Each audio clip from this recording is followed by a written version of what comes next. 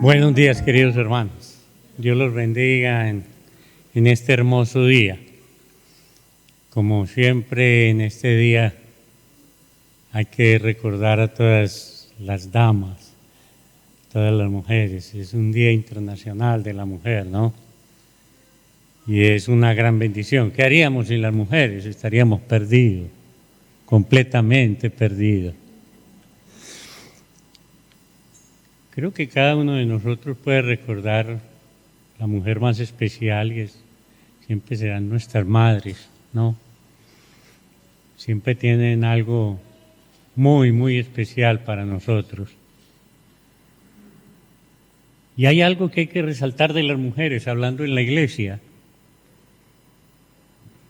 y es que las mujeres son más espirituales que nosotros. Por alguna razón, si hacemos un balance, siempre hay más mujeres que hombres en cualquier reunión. Pero no es porque sean más abundantes en sí mismas, sino porque son más espirituales. En mi experiencia, siempre tuve más amigas que amigos. Y las mujeres siempre me dieron muchas cosas. Y hablamos de cosas buenas, de amistad. Cuando ellas quieren a alguien, se preocupan, están allí, oran. Recuerdo mucho a mi madre espiritual, que ya viajó, como dice Pablo, con el Señor. Estando en Ecuador, recuerdo en un parque, sabía qué hacer. Estaba completamente abrumado por la vida. Yo creo que ni el diablo ni la iglesia me querían, ninguno de los dos.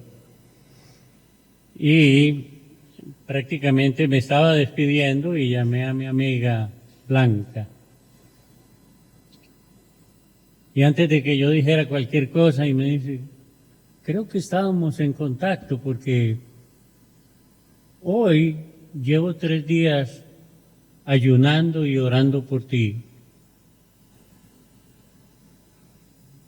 para que vuelvas con el Señor. Y eso me impactó tanto, bueno, que aquí estoy. Y la verdad, sí, ella fue como, sí, una madre espiritual para mí. Cuando miramos las mujeres en la Biblia, también son espectaculares. Bueno, empecemos por Eva, que es la mamá de todos nosotros. Si no fuera por Eva, ¿qué sería de nosotros, verdad? Y del pobre Adán también, pobrecito, con todos esos animales por todos lados. Eso debió haber sido aterrador, ¿no? Pero el Señor, bueno, le sacó su costilla y le dio una ayuda, como dice la palabra, idónea, ¿no?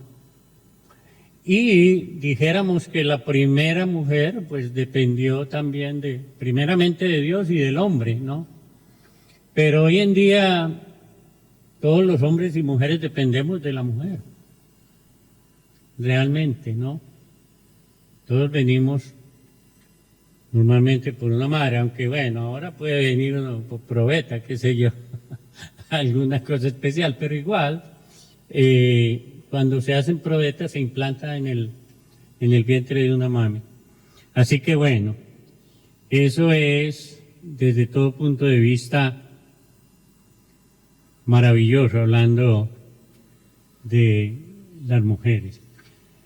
Otra mujer muy que uno recuerda sí o sí es Sara, la esposa de Abraham. Qué buena mujer, excelente. Cometió sus errores como todos, pero vaya que era buena. Dice que cuando ella hablaba con su esposo le llamaba Señor. Wow, algo para aprender, ¿no? Señor, sería algo magnífico, ¿no? Recuerdo quizás una de las mujeres más que me trae grandes recuerdos sería Rebeca. Rebeca, la que fue esposa de Isaac. Y creo que esa mujer era muy, muy especial realmente. Recuerdan que Abraham envió a su criado Eleazar para que fuera a la tierra de él, allá en Caldea, Ur de los Caldeos, que fuera a buscar una esposa para su hijo. Entonces este hombre se fue, cargó 10 camellos con provisiones, oro, plata para regalar al padre, a la familia de la que fuera elegida. Y él oró al Señor que la persona que lo recibiera bien cuando llegara, la dama que lo hiciera, pues que le ofreciera agua a él y también para sus camellos. Así es que él oró, Eleazar oró por eso, y Dios le concedió, y de pronto salió una muchacha muy simpática, muy, muy linda, muy bonita, Rebeca. Y Rebeca lo saludó muy cordialmente, le dio agua y le dijo, voy a darle agua a tus camellos. Eso parece una tarea sencilla, excepto porque un camello toma de 90 a 120 litros de agua. Y él llevaba 10 camellos. Eran más de 1000 litros. Yo me imagino esa Rebeca. ¿Cuántos cántaros? ¿Cuántos cántaros? Esa muchacha, tremenda muchacha, tan laburante, como dirían aquí, tan trabajadora, para ayudar a un hombre que ni siquiera conocía. Después él indaga y bueno, se da cuenta de que es familiar de Abraham y él sin demora se lleva a la muchacha a donde Isaac, y Isaac estaba feliz, ¿no? Feliz con su Rebeca. Buena muchacha Rebeca, excelente, muy, muy trabajadora.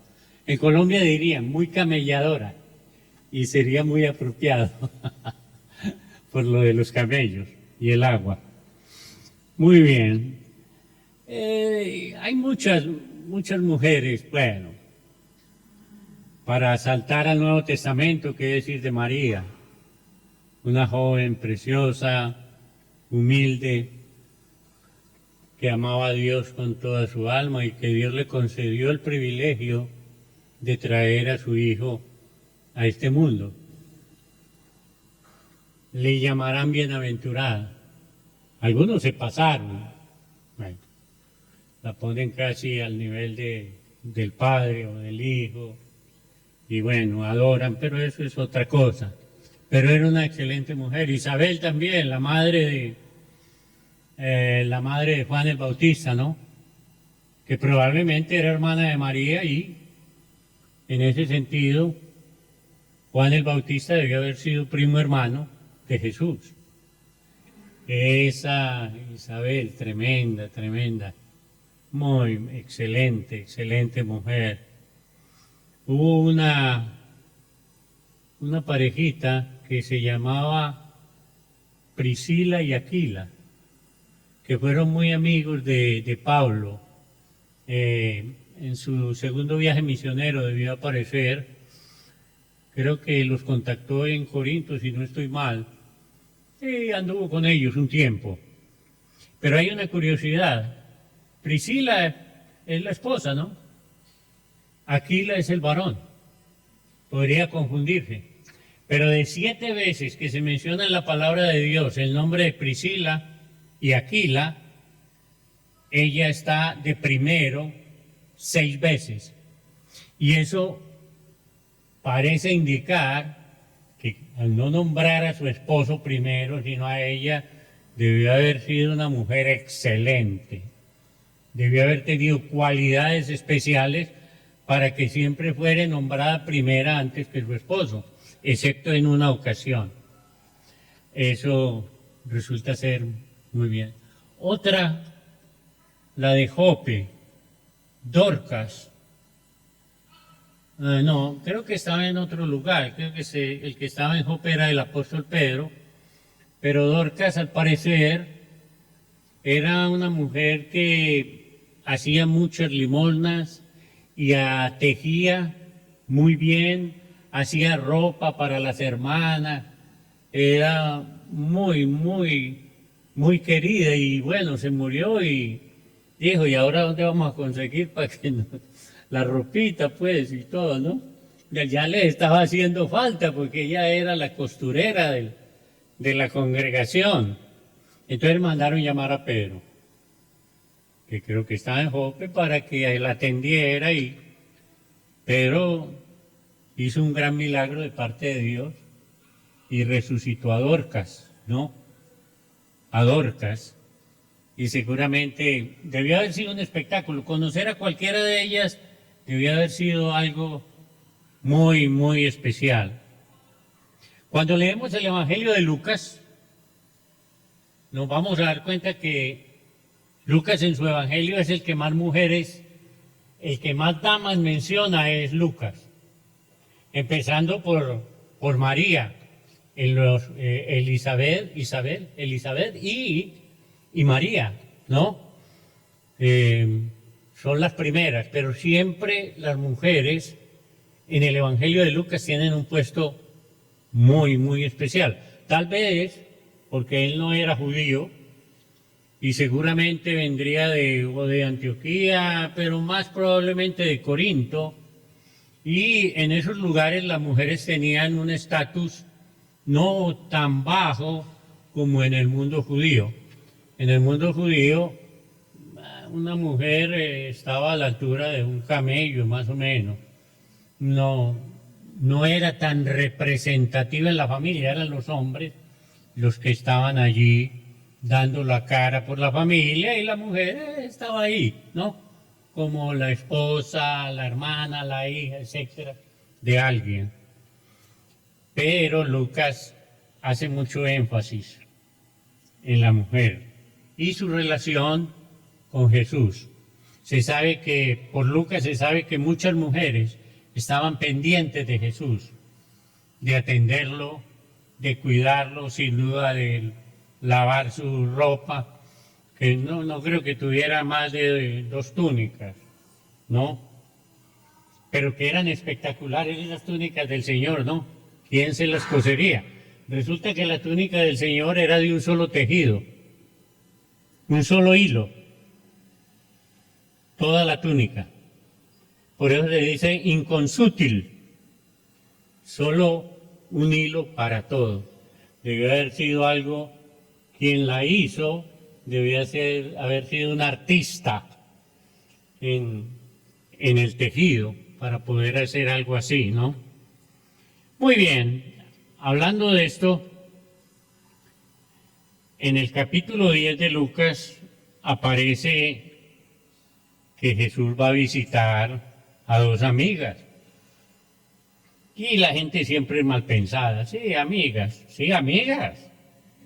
Tenía amigas. No era que eran amigas especiales.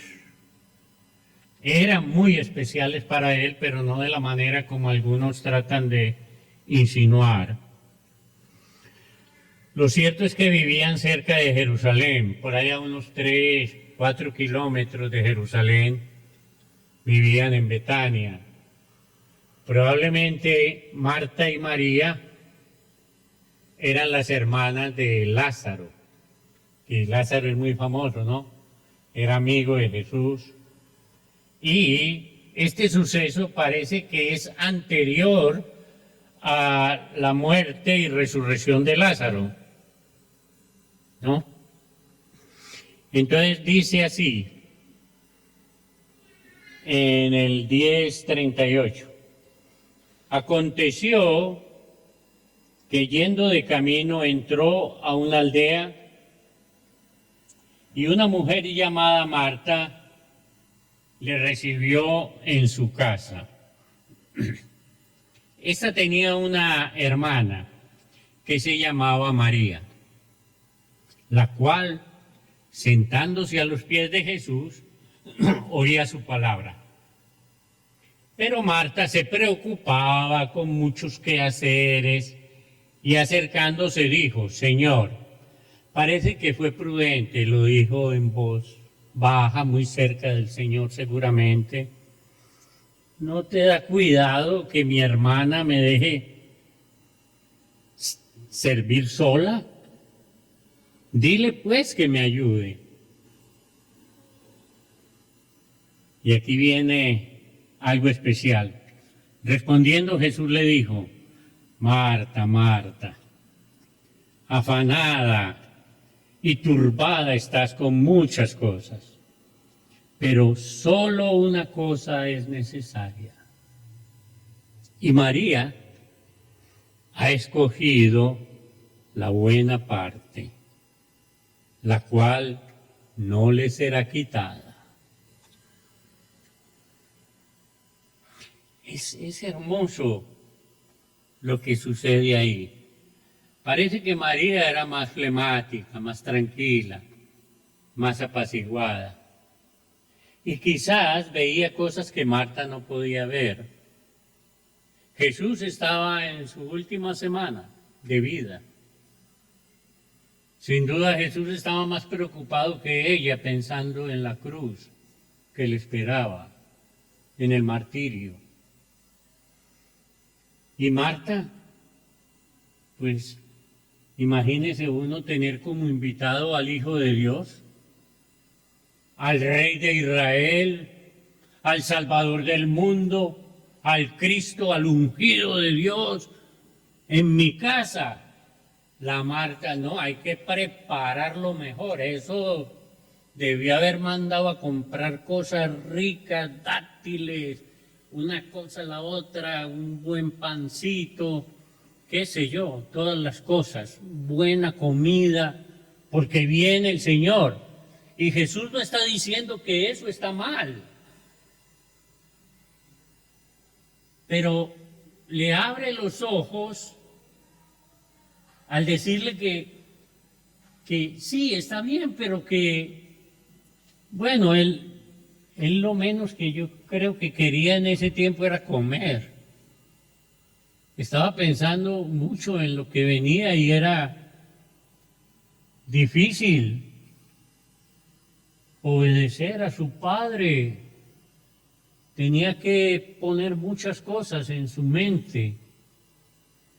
Y él sabía que era la cosa más aterradora que él podría vivir desde la eternidad, que había vivido al lado de su Padre eterno, en gloria, en el cielo, honrado y alabado por millones de ángeles, y venir a este mundo de, bueno, no quiero decir una palabra fea, pero ese mundo está hecho pedazos, y él iba a tener que morir. Entonces yo creo que tuviera mucho apetito, ¿no? Así es que solo una cosa es necesaria. Algunos interpretan esto de dos formas. Interpretan como que María estaba preocupada por muchas cosas, pero que solo con una cosita, un poquito de comida, cualquier cosa, un huevito frito, qué sé yo, revuelto, cualquier cosita sencilla, era suficiente. Entonces, quizás le quedaría tiempo para venir como María y sentarse y escuchar al Señor. Pero Marta no iba a hacer eso, ¿no? No podía hacerlo. Pero yo creo que cuando le dice a María, se entiende mejor, solo una cosa es necesaria. Y María ha escogido la buena parte. O sea, la buena parte es una parte de otra cosa, una parte de una cosa. Y yo creo que esa cosa estaba formado por la gran amistad de ambas, de Marta y de María con el Señor, de la preocupación de atender bien a Jesús. Eso era algo bueno, era magnífico. Pero María probablemente entendía que Jesús sin saberlo, estaba en un trance y ella prefirió estar a los pies del Señor para quizás darle ánimo y ella especialmente para escuchar la palabra de Jesús. Entonces, ambas cosas son fruto del amor que tenía Marta y María por el Señor Jesucristo. Hay más adelante, o sería ya ir al Evangelio de Juan, en el capítulo 11, donde aparece la resurrección de Lázaro, que Lázaro muere. Él dice, mira, Lázaro está enfermo. Le dijo a los, está enfermo. Sí, pero bueno, se quedó 2 días más hasta que Lázaro murió. Pero era el plan de Jesús. Y entonces él le dice a los apóstoles que Lázaro está dormido, pues que durmió. Pero él hablaba no de cualquier tipo de sueño, sino de que la muerte. Él dijo, Lázaro duerme y hay que ir a despertarlo. Y él dijo, pero Señor, le dijeron los apóstoles, hace un rato te querían apedrear y ahora quieres volver allá. El Señor ni respondió, sino que agarró sus cosas y agarró el camino y los discípulos detrás de él a ir a ver lo que pasaba. Lo cierto es que cuando Marta supo que el Señor venía, fue la primera, sin duda fue corriendo para hablar con el Señor, ¿no? O sea, ella lo que le dijo, Señor, si hubieses estado aquí, mi hermano no hubiera muerto. Y él dijo, no te preocupes, él va a resucitar. Y ahí viene una incógnita para mí, porque Marta le dice, sí, Señor, yo sé que al fin, en la resurrección de los muertos, va a resucitar. ¿Quién le enseñó a Marta que los muertos resucitaban? Seguramente fue el mismo Jesús, ¿no? Porque no era una doctrina muy conocida entre los rabinos acerca de la resurrección, aunque sí los fariseos creían en la resurrección de los muertos, ¿no? Creían en la resurrección de los muertos. Pero lo cierto es que lo que va a pasar es que le dice, esta enfermedad no es para muerte, sino para la gloria de Dios y para que el Hijo de Dios sea glorificado por ella. Eso se lo dijo primero a sus apóstoles. Pero me encanta el versículo 5. Y amaba a Jesús, a Marta y a su hermana y a Lázaro. Los amaba profundamente. Qué honor de esta familia, ¿no? Que tuvieron el privilegio que cuando Jesús iba camino a Betfagé, que está cerca también, eventualmente, voy a visitar a Marta y a María y a mi amigo Lázaro. ¡Qué bendición! Eso fue maravilloso, fue maravilloso. Lo cierto es que en ese capítulo ambas hermanas hablan con Jesús diciéndole que si él hubiera estado allí, eso no hubiera pasado. De hecho, Marta es la primera que habla con Jesús, luego va y le informa a María que el Señor está. Entonces María sale rápido y con ella todos los judíos que estaban con ella, que estaban llorando por la muerte de Lázaro, que ya había sido sepultado, llevaba 4 días muerto, y ella salió y bueno, se echó a los pies del Señor, dice directamente, y le dijo más o menos las mismas palabras que Marta había dicho. Y cuando Jesús se dio cuenta de que venían estos hombres con ella y mujeres sin duda, y que todos estaban llorando, dice que Jesús se compungió en el corazón. Jesús entonces, 11:33, al verla llorando y a los judíos que la acompañaban, se estremeció en espíritu y se conmovió. Sin duda tenía un taco en la garganta. Lo único que se le ocurrió es decir, ¿dónde lo pusieron? ¿Dónde lo pusieron? Y bueno, algunos ya estaban murmurando que que aliviaba gente, no, tal vez no pudo, no pudo, si hubiera estado, hubiera podido salvar a Lázaro. Lo cierto es que aparece Jesús, dice que lloró. Es el versículo más corto, creo, de la palabra de Dios. Todo el mundo se pregunta por qué lloró. Por Lázaro, no, porque lo iba a resucitar. Pero creo que todo estaba allí, ¿no? Él había venido a eso, a vencer la muerte. Y viendo lo que la muerte hace en las familias, la desolación que deja cuando alguien muy amado se va, es muy triste. Como cuando la esposa pierde a su esposo, o el esposo a su esposa. Siempre hay gran tristeza, angustia, dolor, y sobre todo ese sentimiento de desolación que trae la muerte a la vida de las personas. Creo que él lloró por eso, no solo por María y Marta y por esos judíos, sino por todos los por los cuales él iba a morir.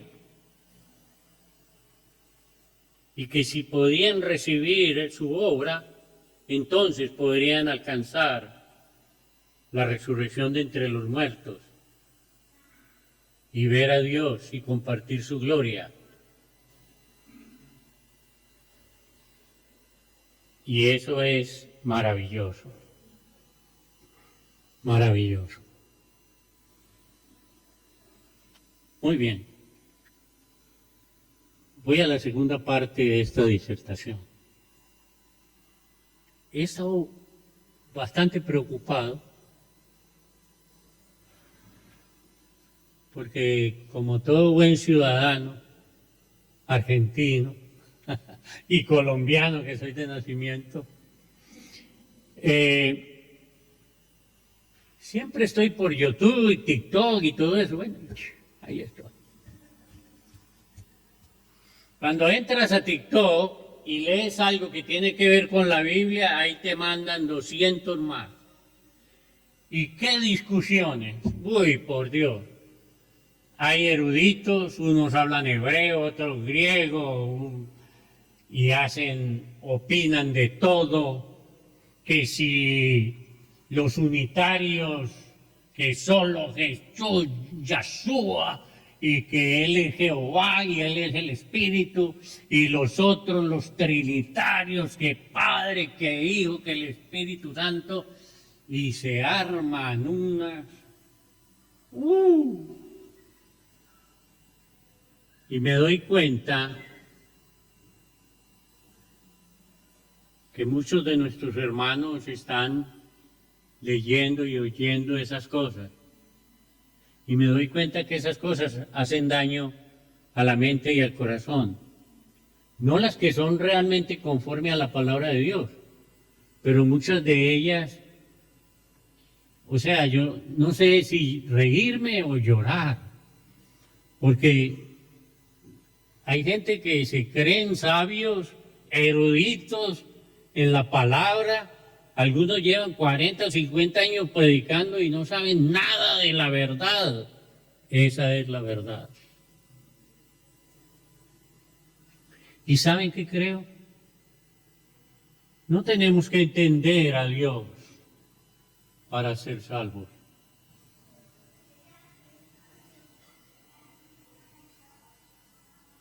No tenemos que entender toda su naturaleza.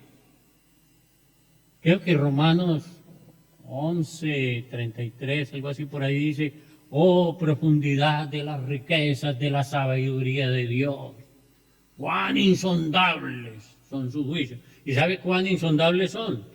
Jamás vamos a entender realmente la mente de Dios.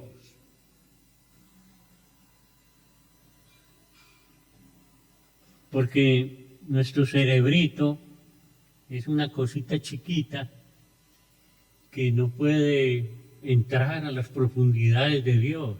¿Quién le dio a él algo para que él esté agradeciéndole a alguien? No.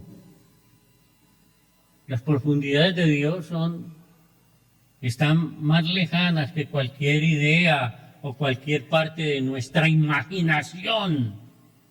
Entonces, entender a Dios no es parte de la salvación. Conocerlo, tal vez sí.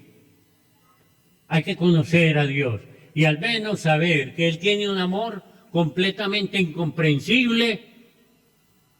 ¿Cómo es que manda a su Hijo para que muera por sus enemigos? Es un Dios completamente demente para nosotros.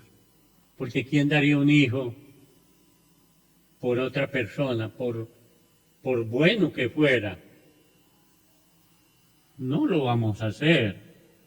Hasta los padres que no son tan buenos no lo harían, ¿no? Dios está fuera de serie. Lo único que nos interesa saber de Él es que Él tenía un plan. Y ese plan era salvar a su creación. Que sí, Él ya había visto que estaba perdida. Y ahí es donde los calvinistas que predican tanto de la soberanía de Dios y la gracia, yo no creo que eso haya nacido, toda esa filosofía de que somos escogidos antes de la fundación del mundo para ser salvos y para ser condenados, en verdad es porque ellos llegaron a la profundidad de Dios y como Él sabe todo lo que viene, pasado, presente, futuro, y que mira todas las cosas en una mirada, entonces Él ya sabía quién se iba a salvar y quién se iba a condenar. Entonces Él eligió a cada cual, haciendo a Dios pecador en eso.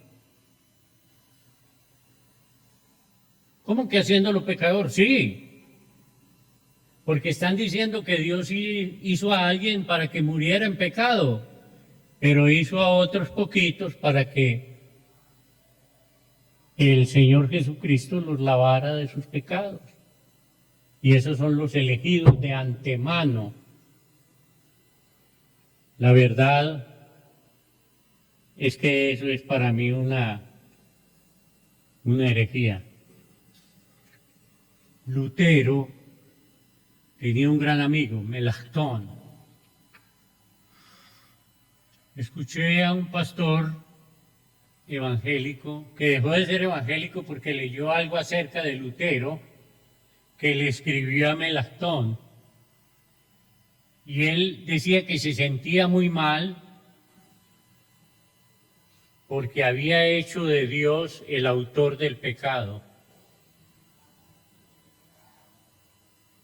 Cuando le vendió a su gente la salvación solo por gracia, fe, gracia, misericordia de Dios.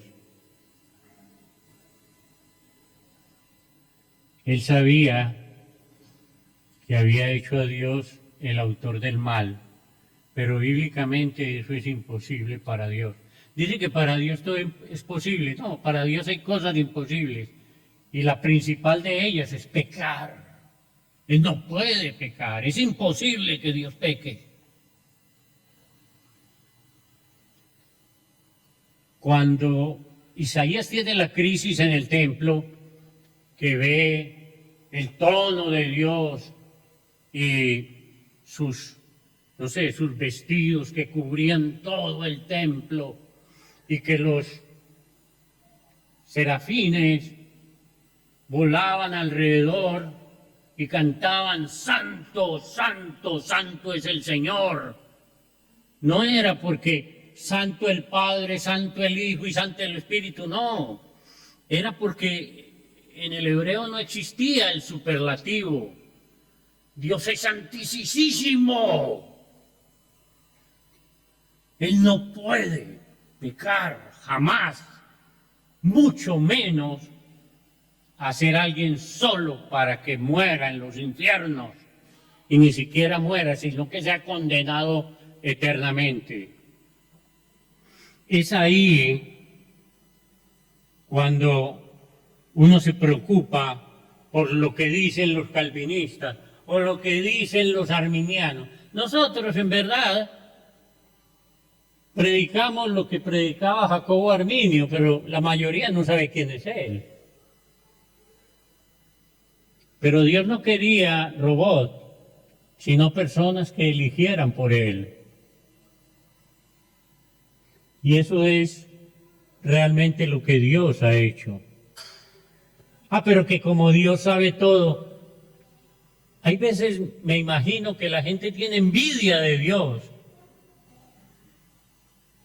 Están muy orgullosos de su conocimiento y que ya descifraron las cosas ocultas del Dios eterno. Lo más lejos que hay es, no han arañado ni la mínima parte de lo que Dios es, piensa o no piensa, cree o no cree. Si sabemos algo de Dios es porque Él lo reveló. Y sí, la palabra no dice que hay una Trinidad. No existe en la Biblia esa palabra, pero Él se nos revela como el Dios Padre. Y como Jesús, el Hijo de Dios. Y en Juan lo iban a apedrear porque Él dijo que era Hijo de Dios. Entonces Él dice, a ver, ¿por cuál obra me van a apedrear? Hablen pues. Y dice, no, por poquita cosa te vamos a apedrear. Porque siendo hombre te haces Dios. ¿Cómo que te haces Dios? Porque el Hijo de Dios es Dios. Y eso lo entiende cualquiera que tenga 2 dedos de frente, leyendo la palabra de Dios. Entonces, Dios es Padre, Hijo y Espíritu Santo. Pero ¿cómo pueden ser 3 y 1? Eso es imposible. Pues yo tenía un aceite que llamaba 3 en 1. Y era un solo aceite. ¿O no? Si ustedes miran el agua, uno se confunde porque hay veces está sólida. Hay veces está líquida y hay veces gaseosa. ¿No es cierto? Y no importa en el estado en que esté, siempre es agua. Así Dios. Es Padre, Hijo y el Espíritu Santo, y así es Dios. Hay palabritas que uno no tiene que saber hebreo para darse cuenta. Cuando dice en Deuteronomio, oye Israel, Jehová vuestro Dios, Jehová uno es, la palabra uno es la palabra echad en hebreo. Y esa palabra es unidad en pluralidad. No es simplemente son uno, no, echad. Es una unidad en pluralidad. Cuando en Génesis 2 dice que el hombre tomará a su mujer, dejará madre, padre, y se unirá a su mujer, y los dos serán uno. Echad. Uno en pluralidad. ¿Difícil de entender? No, es como dirían aquí, es una pavada. Solamente hay que tener 2 dedos de frente. Pero ¿saben qué es lo que realmente nos importa saber? Independientemente que yo crea que Dios es solamente uno, que eso sería aterrador, porque recuerdo que hubo un hermanito en Colombia que bautizaba no en el nombre del Padre, del Hijo y del Espíritu Santo, sino en el nombre de Dios. Yo bautizo. Y yo, pero ¿por qué bautiza eso? Bueno, Jesús es Dios, el Espíritu es Dios y Jehová es Dios. Entonces, ahí caen los tres, en el nombre de Dios. Y yo digo, bueno, eso está muy, muy ocurrente. Pero la palabra dice que Jesús manda a bautizar en el nombre del Padre y del Hijo y del Espíritu Santo. ¿Qué es lo que tenemos que saber? Una sola cosa es necesaria, por eso saqué de ahí el título de esta disertación. ¿Qué es lo único que es necesario para nosotros? Es saber que somos salvos. Eso es lo único. Entender todas las imágenes y figuras del Apocalipsis, de lo que escribió Ezequiel o Daniel, eso no es para salvación. Puede servirnos para edificarnos, para ver el triunfo del bien sobre el mal. Sí, estamos en una película y sabemos cómo va a terminar. Los malos, los demonios van a estar en los infiernos. Y los que aman a Dios, según Romanos 8:28, todas las cosas les ayudan a bien. Esos son los que vamos a estar en el cielo. No hay que entender cada cosa. Recuerdo que un hermano en Ecuador, norteamericano, hizo un seminario sobre Satanás.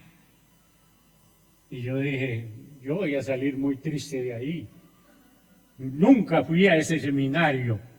Pero yo decía, ¿a quién se le ocurre hacer un seminario sobre Satanás? Por Dios.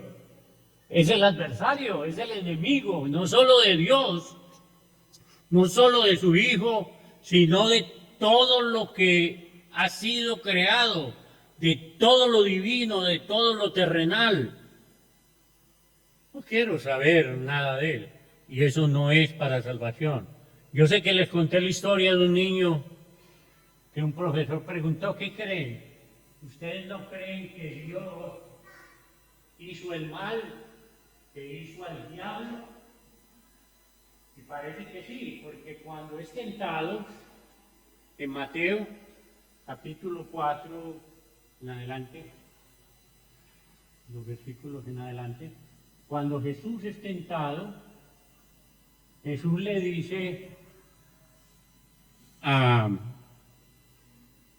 Satanás, no tentarás al Señor tu Dios. Podría haber dicho, no tentarás al Señor tu Creador. ¿Saben cuál fue la respuesta del niño? Le dijo, Dios sí hizo el diablo, pero lo hizo bueno. Él se volvió diablo. Eso es. Dios no puede hacer el mal. No está en su naturaleza de santidad. Lo que nos interesa saber es si somos salvos. Cuando ustedes saben si son salvos y están seguros de eso, yo estoy seguro que ustedes se lo pueden enseñar a cualquier otro, a un amigo, a un vecino, a un desconocido, a tu papi, a tu mami, a tu hermano, tu hermana, tío, tía. Porque si yo sé cómo fui salvo, debo saber cómo llevar a otros al mismo lugar. Deberíamos. Y si no lo podríamos hacer, tenemos que empezar a hacerlo. Porque lo único que me interesa a mí es lo que le interesaba a Nicodemo, ese fariseo que fue a Jesús de noche para preguntarle algo, pero en verdad no pregunta nada. ¿Sabe por qué? Porque él era un rabino, era un hombre muy inteligente. Entonces solamente le dice al Señor, nadie puede hacer las cosas que tú haces si no ha venido del cielo, pues. Y Jesús le dijo, claro, yo vine del cielo. Jesús no dijo eso. ¿Por qué no le dijo él nada con referente a la afirmación? Porque la única pregunta que traía Nicodemo es, ¿qué necesito yo para ser salvo? Esa es la pregunta del millón. ¿Qué necesito para ser salvo? Entonces Jesús va directo a lo que estaba él preguntando en su interior, que no está escrito, pero que es la pregunta del millón. Entonces le dijo Nicodemo, tienes que nacer de nuevo. Así nomás. Él creía que el nuevo nacimiento era que iba a volver a entrar en el vientre de su madre. Señora, Jesús se rió seguramente, no lo dice la palabra. Pero ¿qué te hace creer vos, un viejo grande, entrar otra vez en tu mamá? Pobrecita mami. No, esa no va a celebrar el Día de la Mujer. Bueno, entonces le dice, tienes que nacer del agua y del Espíritu. Entonces hay que nacer de nuevo. Todos los salvos nacen de nuevo. Para ser de nuevo, la primera condición es estar muerto. ¿O no? Juan capítulo 1 dice que en él estaba la vida, y la vida era la luz de los hombres. Si en él estaba la vida era porque el mundo, sus hermanos judíos y el mundo entero estaba muerto. ¿Por qué estaba muerto? Porque todos eran pecadores. Como dice Pablo más tarde, Romanos 3:23, por cuanto todos pecaron y están destituidos de la gloria de Dios. Y Romanos 6:23, la paga del pecado es la muerte. Todos estábamos muertos antes de nacer de nuevo. ¿Cómo se nace de nuevo? Juan dice, de agua y del Espíritu. ¿Dónde nacemos de nuevo? Jesús dijo en Lucas 24:47, Jesús resucitado está hablando, y es el mismo día en que va a ascender a los cielos. Se está despidiendo de sus discípulos y dice que todo lo que le pasó ya estaba escrito: muerte, sepultura y resurrección. Y lo que queda hacia el futuro, dijo, y que se predique en su nombre arrepentimiento y perdón de pecados. No dijo que se predique fe, que se predique gracia, que se predique unitarismo, que se predique Yeshua, No, arrepentimiento y perdón de pecado. Eso fue lo que mandó Jesucristo. ¿Y qué fue lo que predicó Pedro en Hechos 2:38? En verdad, en el capítulo 2, que es el día de Pentecostés, lo que él dice, ese Jesús de Nazaret, a que ustedes entregaron, que lo entregaron para que lo mataran, fue sepultado y la muerte no pudo contenerlo, él resucitó. Versículo 33 del capítulo 2, a ese Jesús Dios le ha hecho Señor y Cristo. Entonces ellos dijeron, varones hermanos, 2:37, ¿qué haremos? Arrepiéntanse y bautícense para el perdón de los pecados y en consecuencia recibirán el Espíritu Santo como un regalo de Dios. Jesús había dicho que se enseñen en mi nombre, en el nombre de Jesucristo, arrepentimiento y perdón de pecados. Pero ya resucitado, sin duda le dijo a Pedro, diles que se arrepientan, que se bauticen para perdón de pecados. Entonces, en medio del arrepentimiento y el perdón de pecados está el bautismo. Bautismo es agua. Y eso me recuerda nacer del agua. Y después de que yo salgo del agua, ya no tengo pecado. Entonces el Espíritu entra a mí, porque el Espíritu es santo. No va a compartir el templo del Espíritu Santo con el pecado. Que nosotros ya nos convertimos en el bautismo nos convertimos en templo del Espíritu Santo. Entonces, ¿qué hay que hacer? Nacer de nuevo. Uno, nacer del agua y del Espíritu.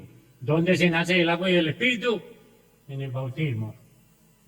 ¿Y para qué nos bautizamos? Para el perdón de pecados. Jesús se llamó Jesús porque él iba a salvar al pueblo de sus pecados. Mateo 1:21. La salvación es del pecado. Como consecuencia, no vamos al infierno, pero no es del infierno que nos salvamos. Nos salvamos es de las consecuencias del pecado, que sería la muerte. ¿No es cierto? Muerte espiritual, muerte eterna, castigo eterno. Entonces, nacemos de nuevo, eso es lo importante. ¿Seguro que nació de nuevo? ¿O solamente está creyendo en alguien que dice que la salvación es por fe únicamente? Que no es una enseñanza directamente del Señor. Ah, pero sí está en el Evangelio. Sí, está en el Evangelio. Y agarran un texto, lo agarran así, como con una grúa desde un helicóptero, y lo sacan del contexto y le dicen a la gente, ¿qué dice Juan 1:12? Mas a los que le recibieron, a los que creen en su nombre, les dio potestad de ser hechos hijos de Dios. Cierran la Biblia. Y dicen, ¿no ve que la salvación es por fe?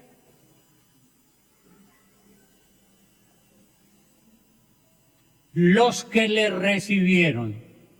¿Qué pasa en Hechos 2:41?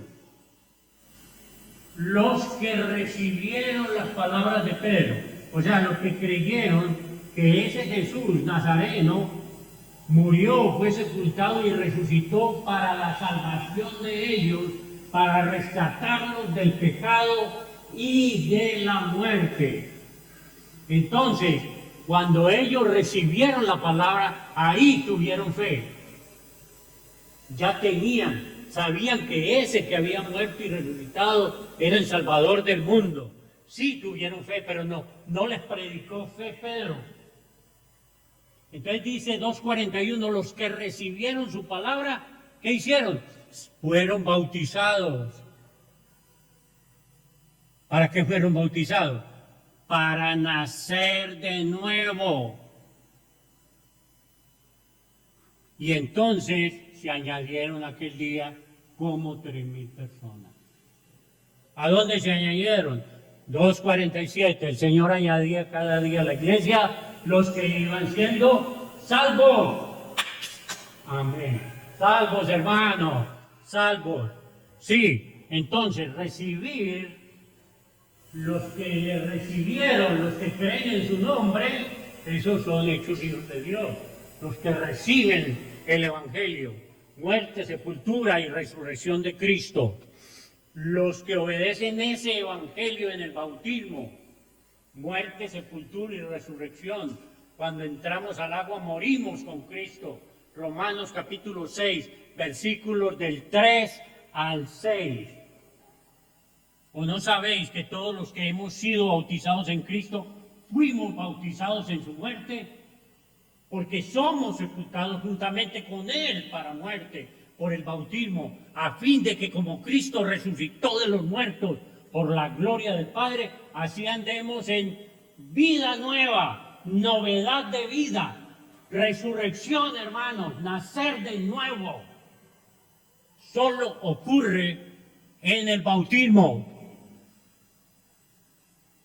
Entonces aquel que dice, crea en el Señor Jesucristo y ya usted salvo. Después hacemos un paseo, nos vamos 40 o 50, hacemos un sancocho, un pucherito, nos vamos a un río y ahí se bautizan todos. ¿Qué es eso? Cuando leemos el libro de los Hechos, todas las conversiones pasan por el bautismo. Casi inmediatamente. Y no el carcelero de Filipo, otro. El carcelero hace la pregunta del millón. ¿Qué debo hacer para ser salvo? Se lo pregunta a Pablo y Silas en la cárcel. Él casi se suicida porque las puertas de la cárcel se abrieron. Pongan cuidado con ello. Casi se suicida el carcelero y él les pregunta, ¿qué debo hacer para ser salvo? Cree en el Señor Jesucristo, tú y tu casa y serás salvo. Y dice, ¡wow! Sí, no es que la salvación es por técnicamente. Pero ¿qué hizo él? Les lavó las heridas, se lo llevó a su casa, les lavó las heridas y ahí mismo se bautizó él con toda su casa. Y después dice que él se alegró de haber creído a Dios, pero no antes del bautismo. ¿Qué le predicó Pablo? Que tenían que ser bautizados. ¿Para qué? Para nacer de nuevo. Solo una cosa es necesaria: nacer de nuevo. Y ese nuevo nacimiento incluye, ¿sí? Tiene que incluir la fe, sin la cual es imposible agradar a Dios nomás. Hebreos 11:6. Tiene que incluir el arrepentimiento, que es un cambio de mente. Solamente no quiero servir más al diablo ni al mundo, o a servir a Dios. Confesar que Jesucristo es el Hijo de Dios, es Cristo, el Salvador, el Mesías. Bautizarse para el perdón de pecados, nacer de nuevo y así recibir el Espíritu Santo.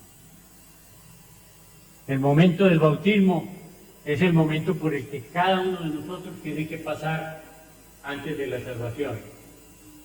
Y es el mismo momento de la conversión, cuando nos damos media vuelta, 180 grados, dejamos de caminar en el pecado y en el error y comenzamos a caminar persiguiendo la salvación en Cristo Jesús, cuando se nos abre la puerta del cielo. Eso es lo que nos importa. Meterse a TikTok y escuchar a toda esta gente que hablan tonterías, porque eso es lo que hablan en su mayoría. Hay mucha ignorancia. Y lamentablemente, hay veces, si no tenemos bien claro qué es lo que necesitamos para la salvación, de pronto nos vamos a perder. Porque, querámoslo o no, las palabras del Señor son claras. Muchos son los llamados, pocos los escogidos. Pero aquellos que son escogidos son los que aman a Dios, los que aman su palabra, como María, que aprendió que lo más importante es escuchar las palabras de nuestro Señor Jesucristo. Porque en esas palabras hay vida eterna. Juan en el capítulo 6 habla cosas complicadas, algunas difíciles de entender realmente. Pero con un pequeño análisis uno puede entender. Pero Jesús estaba angustiado, triste, porque se escandalizaron de él. Y entonces Jesús le dice a los apóstoles, ¿ustedes también se quieren ir? Y Pedro dijo, ¿a dónde iremos? Tú tienes palabra de vida eterna. Así es que tenemos que escuchar al Señor. Tenemos que estar seguros de que el camino que hemos elegido es la correcta interpretación de la palabra de Dios. Calvino puede decir lo que quiera, Lutero, Zwinglio. Ellos hicieron lo mejor que pudieron con las herramientas que tenían a la mano. Dios los va a juzgar. Nosotros somos solo cristianos. No somos ni luteranos, ni presbiterianos, ni católicos, ni adventistas, ni mormones. Solo somos cristianos. Alguien me pregunta, ¿y cuál es tu iglesia? La que Cristo fundó el día de Pentecostés. Eso es todo. Dios los bendiga en esta mañana. Dios bendiga su palabra en ustedes y muchas gracias por su fina atención.